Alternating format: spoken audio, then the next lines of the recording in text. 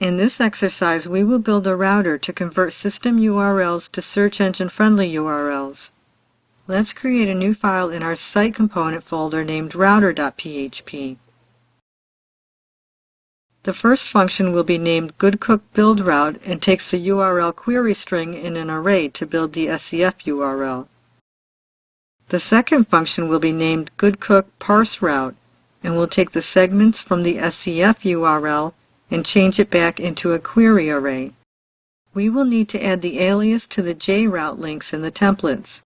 Instead of and ID equals item ID in the URL, we need and item equals item ID, item alias. We will format this in the query as the variable slug, so let's remove the integer cast and replace the ID alias with slug.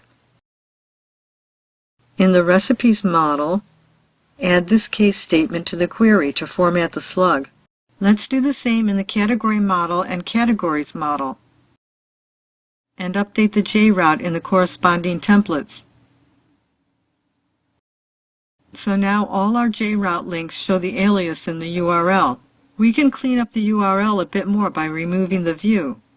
Instead of myrecipe/recipe/1chocolate let's take out the view, recipe, and replace it with the category slug for desserts, so that our URLs also show the category for each recipe.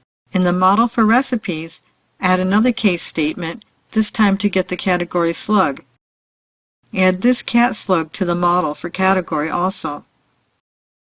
In the recipes template, add cat ID equals cat slug to JRoute. Now we'll do the same in the category template. In the router in build route function, we will add the cat ID to the segments instead of the view. We still need to unset the view variable, otherwise it will be added to the URL. This causes a problem for the parseRoute function. ParseRoute no longer has a view segment. ParseRoute needs to find another way of determining which view the link is using. We will use this code to get the view set at the menu item and also the segment count. This code will use the menu item view as the view, except in the case of category and categories, where we will need the segment count to determine if the link is for a category or recipe. 2 segments indicates it's a recipe, the first segment being the category ID and the second segment being the recipe ID. So now let's take a look at our URLs. In the next exercise, we will introduce a publish field to our component.